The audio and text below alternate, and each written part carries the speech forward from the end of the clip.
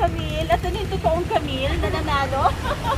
Camille and Sir Glenn. Natanggap na niya yung kanyang prize. Sige, tara, punta. Meron ako rin. Hindi nga sinakata na namin. Kasi si Camille. Alright, so ito na nga. Natanggap na ni Camille ang kanyang prize. Yan. So ano masasabi mo, Camille? Super thank you, Chef. Pangarap ko lang talaga magkaroon ng kitchen team. Eh, syempre, matagal-tagal na ito na. Nag-try lang ako.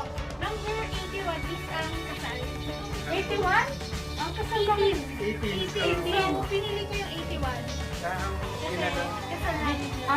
Okay. So, number 18, binaliktad na ginawa niya yung 81. Yun. Tapos, isa lang ang pinaya mo, diba? Wow, swerte-swerte. Talaga meant to be na para sa'yo talaga to. Ayan. So, for only 250 pesos. Oo, sobrang lucky talaga. Actually, meron pa tayong isa. This is one of the portion of my birthday celebration. So, nag-start kasi ito dahil merong scammer na pumalat sa group natin na nagbebenta ng kitchen aid. And then, mura yung benta niya. So, may mga naluloko. So, sa akin, nung may part, tapos tanong sa kanya, US made ba yan?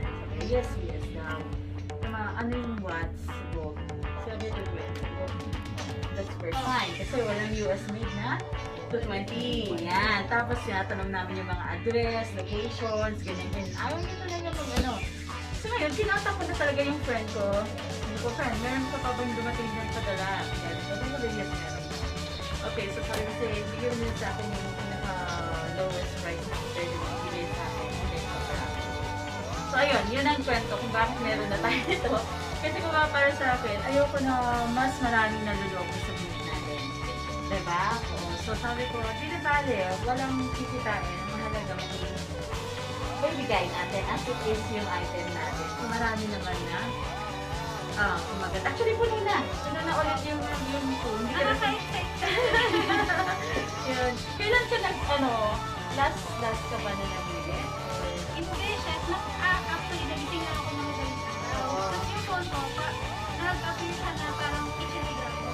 Sige, pili ako ng kitchen number 80. Sige, try ko. Number 80. So, 81. Tapos, 80 ba? Yan na. Tapos yun. Tapos, Anong gahanap yung pinambayad? BPI? BPI. Sakto na kailangan nyo. Kasi Ang galing, first come, ano? first serve talaga. Oo, first time. Ang dami nagreklamo. Ang maraming nirefund din na payment. Kasi, yung iba kasi nag-pay. Hindi nila alam na wala na nag-pay na. Congratulations! Buksan natin para makita nila yung tanggalin na natin yan.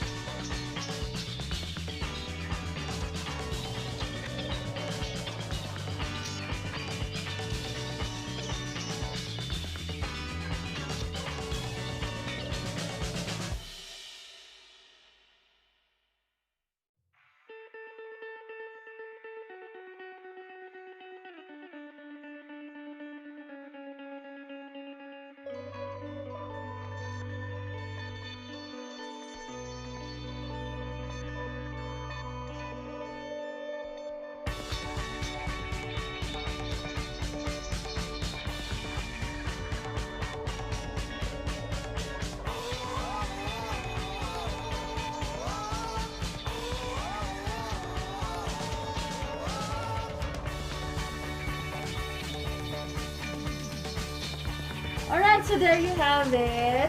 On behalf of Cake Artists and Bakers Network Philippines at sa lahat po ng sumali sa ating competition, raffle. Kagabi, sobrang saya. Ang sarap-sarap na nakakatulong tayo ng ganito. Naibibigay natin, natutupad natin yung mga pangarap nila ng mga bakers. So, thank you so much. Bye!